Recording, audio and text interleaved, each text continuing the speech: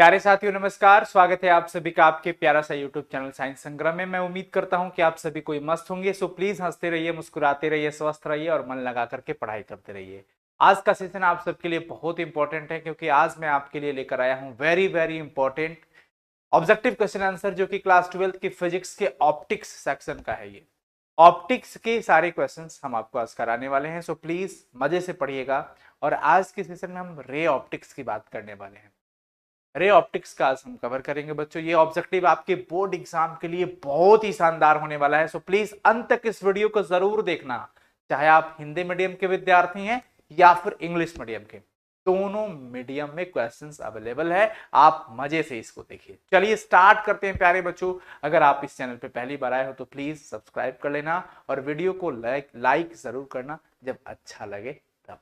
Okay, start करते हैं। चलिए, सबसे पहला सवाल कि वस्तु से छोटा, ओहो एक सेकेंड, हाँ पेन सेलेक्ट कर लेना है। वस्तु से छोटा आभासी प्रतिबिंब निम्नलिखित में से किस दर्पण से प्राप्त होता है? यानी कि कौन सा दर्पण होता है जो वस्तु से छोटा तथा आभासी प्रतिबिंब बनाता है? आपको तो पता है कि अगर हम दर्पण की बात यहाँ पे हो रही है, तो अगर हम अवतल दर्पण की बात करते हैं तो वो वास्तविक और उल्टा बनाता है, परंतु अगर उत्तल दर्पण की बात करते हैं तो वो आभासी मतलब काल्पनिक और सीधा, इरेक्ट। ठीक है, यानी कि उत्तल उत्तल हो जाएगा, ऑप्शन सी कॉन्वेक्स हो जाएगा। ठीक है, याद रखना। अगला क्वेश्चन है कि किस कारण से हवा का बुलबुला पानी के अंदर चमकता हुआ नजर आता है? हवा का बुलबुला पानी के अंदर, हवा का बुलबुला पानी के अंदर, एयर बबल जब पानी के अंदर जाता है तो क्यों चमकता हुआ नजर आता है? इसका पूरा का पूरा कारण होता है टोटल इंटरनल रिफ्लेक्शन, यानी पूर्ण आंतरिक परावर्तन की वजह से ऐसा होता है कि हवा का बुलबुला पानी के अंदर चमकता है, क्योंकि माध्यम परिवर्तन। ध्यान समझना, ध्यान से समझना। पूर्ण आंतरिक परावर्तन का केस आप समझते हैं, समझते हैं ना? तो ये पूर्ण आंतरिक परावर्तन यानी कि टोटल इंटरनल रिफ्लेक्शन हो जाएगा, ऑप्शन डी। ऑप्शन डी, अंत तक बने रहना साथियों। अगला सवाल है कि जल और कांच के अपवर्तनांक क्रमशः 4/3 और 3/2 है। जल का कांच की अपेक्षा अपवर्तनांक क्या होगा? रिफ्रैक्टिव इंडेक्स आपसे पूछ रहा है। मैं आपको एक बात क्लियर कर दूं कि इस टाइप में यहां पर कुछ भी बदला जा सकता है वैल्यू। तो जो पहले दिया है उसको लिख लो। म्यू मतलब अपवर्तनांक होता है, जल का है तो डब्ल्यू लिख दिया 4/3, और ग्लास का है कांच का तो उसको हमने लिख दिया 3/2।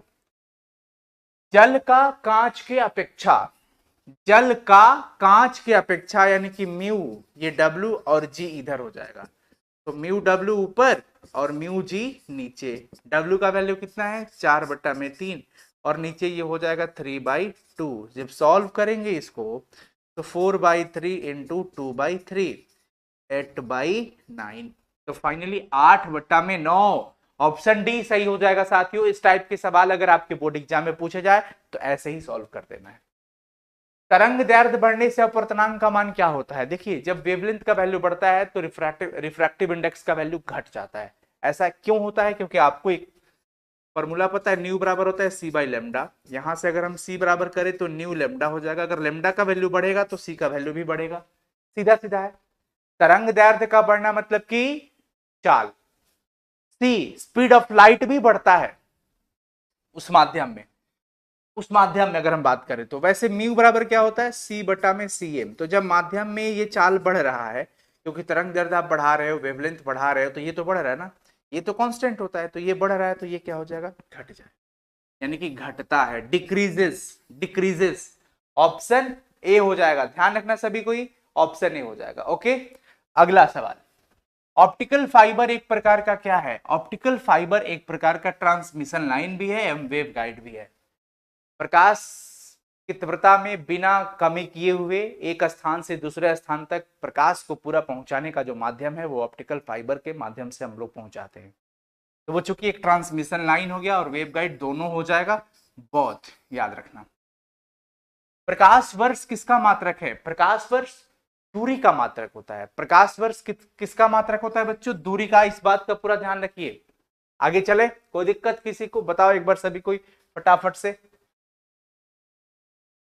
क्लैडिंग का अपवर्तनांक क्रोड के अपवर्तनांक से कम होता है। ये क्रोड और क्लैडिंग ऑप्टिकल फाइबर के अंदर इस्तेमाल होते हैं और इनमें अपवर्तनांक का कंपैरिजन किया है कि किसका किससे ज्यादा होगा, किससे कम होगा। तो यहाँ पर फाइनली आपको याद रखना है कि क्लैडिंग का जो अपवर्तनांक होता है वो क्रोड के अपवर्तनांक से कम होता है। क्लैडिंग का अपवर्तनांक क्रोड के अपवर्तनांक से कम होता है और ये सब पढ़ाया जा चुका है। प्लेलिस्ट में वीडियोस, फुल चैप्टर्स का वीडियोस है, वो देख सकते हैं। मैं तो सिर्फ ऑब्जेक्टिव अभी करा रहा हूं। उसके बाद देखिए, पानी के अंदर हवा का एक बुलबुला किस लेंस की तरह व्यवहार करता है? बताइए फटाफट से। अवतल लेंस की तरह, अवतल लेंस की तरह व्यवहार करता है। पानी के अंदर हवा का जो बुलबुला होता है वो अवतल लेंस की तरह व्यवहार करता है। ऑप्टिकल फाइबर किस सिद्धांत पे काम करता है?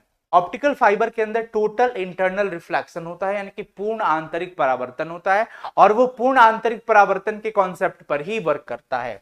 तो हम कहेंगे कि ये पूर्ण आंतरिक परावर्तन पर काम करता है, टोटल इंटरनल रिफ्लेक्शन पर काम करता है। जब श्वेत प्रकाश की किरण लेंस में प्रवेश करती है तो निम्न में से किसमें परिवर्तन होता है? देखिए, जब श्वेत प्रकाश की किरण लेंस में प्रवेश करती है तो निम्न में से किसमें परिवर्तन होता है? वेग और तरंग दैर्ध्य दोनों में चेंज जाएगा। वेग में भी परिवर्तन आएगा, तरंग दैर्ध्य में भी परिवर्तन आएगा। ठीक है ना? तो ऑप्शन ए हो जाएगा। कांच के अवतल लेंस को जब पानी में डुबाया जाता है तब यह क्या हो जाता है? जब कांच का अवतल लेंस है वो अभी एयर में है, हवा में है, जब वो पानी में जाएगा तो फोकल लेंथ का जो कॉन्सेप्ट चक्कर होता है ना, उसके चक्कर में ये लेस डाइवर्जेंट हो जाएगा, कम अपसारी होता है। क्या होता है? Less divergent. तो ऑप्शन सी ध्यान रखना है, क्योंकि ये क्या है? अवतल लेंस की बात कर रहा है, उत्तल नहीं है, अवतल है, इसलिए डाइवर्जेंट यानी कि अपसारी, कम अपसारी, क्योंकि एयर से कहां डाला गया है? वाटर के अंदर। ठीक है ना? दो उत्तल लेंस जो एक दूसरे के संपर्क में है तो उसका समतुल्य लेंस क्या होगा? इक्विवेलेंट लेंस क्या होगा? दो कॉन्वेक्स लेंस है, दोनों को मिलाने के बाद जो इक्विवेलेंट मिलेगा वो उत्तल ही होगा। उत्तल प्लस उत्तल, उत्तलोत्तल, तो वो उत्तल ही बनता है ना, तो वो उत्तल ही बनेगा, यानी कि कॉन्वेक्स ही आएगा। एक सरल सूक्ष्मदर्शी से बना हुआ प्रतिबिंब कैसा होता है? काल्पनिक और सीधा होता है। एक सरल सूक्ष्मदर्शी से बना हुआ प्रतिबिंब कैसा होता है? काल्पनिक और सीधा, यानी कि वर्चुअल एंड इरेक्ट होता है, virtual and erect. Option A हो जाएगा। किसी संयुक्त सूक्ष्मदर्शी की आवर्धन क्षमता नली की लंबाई का क्या होता है?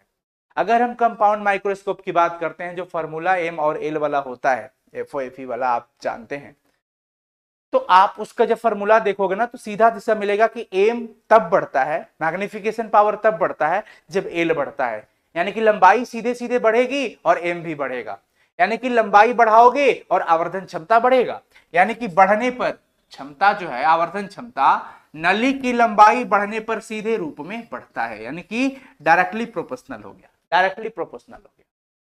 ठीक है ना? आगे देखिए, जब माइक्रोस्कोप की नली की लंबाई बढ़ाई जाती है, भाई अभी आपने पढ़ा कि नली की लंबाई बढ़ाओगे ना तो आवर्धन क्षमता भी बढ़ जाएगी, आवर्धन क्षमता भी इंक्रीज कर जाता है, इंक्रीजेस। क्लियर है? जब हम किसी वस्तु को देखते हैं तो रेटिना पर बनने वाला प्रतिबिंब कैसा होता है?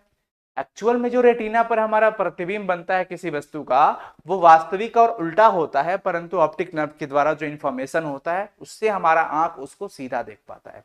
लेकिन इमेज कैसा बनता है? वास्तविक और उल्टा बनता है, रियल एंड इन्वर्टेड बनता है। ठीक है बच्चों, तो 16 का सही जवाब क्या हो जाएगा? बी हो जाएगा, बी। अगला सवाल है, किस दोष को दूर करने के लिए अवतल लेंस का उपयोग किया जाता है? देखिए, निकट दृष्टि दोष जब होता है किसी भी व्यक्ति को, तो उस निकट दृष्टि दोष को दूर करने के लिए अवतल लेंस का इस्तेमाल किया जाता है। निकट दृष्टि दोष में क्या होता है कि निकट की वस्तु साफ साफ दिखाई देती है परंतु दूर की वस्तु नहीं दिखती है, तो दूर की वस्तु को देखने के लिए ही यहां पर अवतल लेंस का प्रयोग किया जाता है, यानी कि निकट दृष्टि दोष को, नियर साइट। अगला देखिए, परावर्तक दूरदर्शक का जो अभिदर्शक होता है उसका अवतल दर्पण, परावर्तक दूरदर्शक का अभिदर्शक जो होता है वो एक अवतल दर्पण होता है।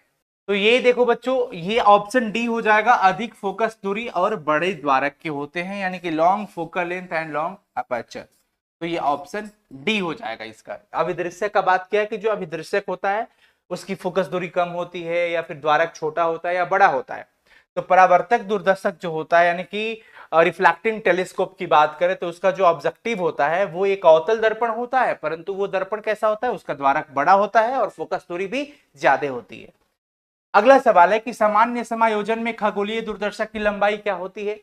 खगोलीय दूरदर्शक की लंबाई एफओ प्लस एफई यानी ऑब्जेक्टिव का फोकल लेंथ प्लस में आईपीस का फोकल लेंथ दोनों को ऐड कर देते हैं तो एफओ प्लस एफई ये निकल जाता है लंबाई टोटल। तो 19 का सही जवाब डी हो जाता है।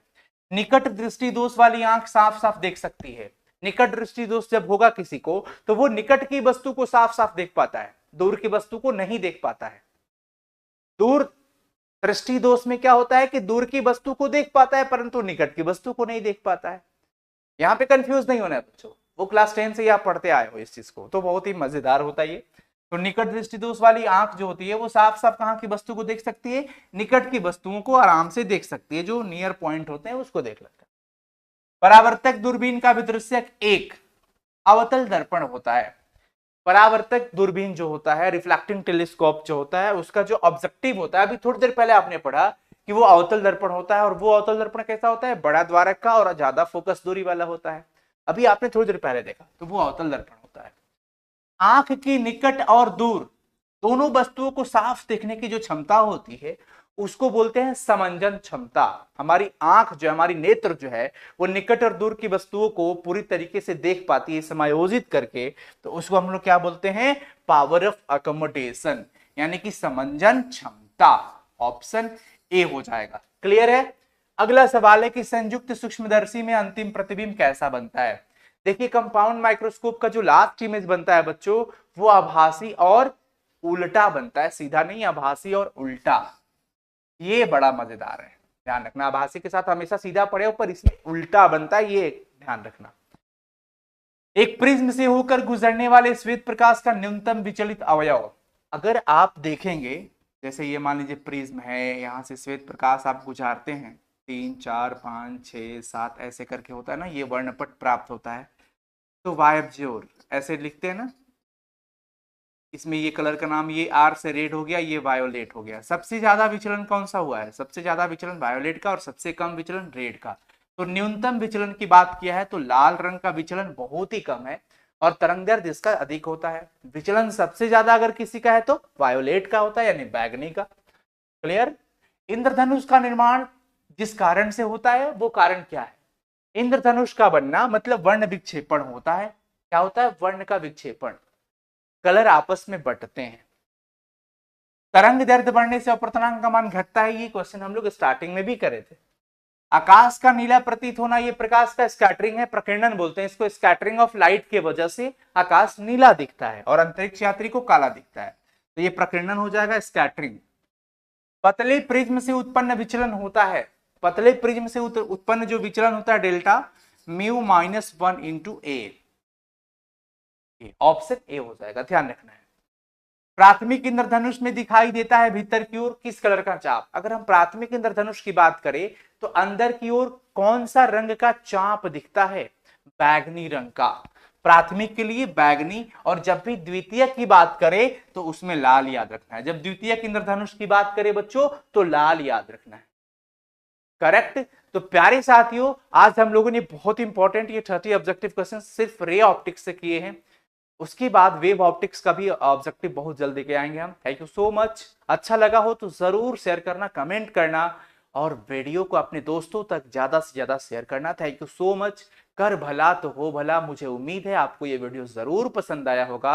अब ज्यादा से ज्यादा इसको शेयर करिएगा अपने दोस्तों के साथ, लाइक करिएगा, कमेंट करिएगा। चैनल पे पहली बार होंगे तो प्लीज सब्सक्राइब करिएगा। और भी कई सारे ऑब्जेक्टिव्स के वीडियोस हैं, जाकर के प्लेलिस्ट में देखिए या फिर और स्क्रॉल डाउन करेंगे तो आपको बहुत सारी वीडियोस इंपॉर्टेंट मिलेंगी। थैंक यू सो मच बच्चों, थैंक यू सो मच।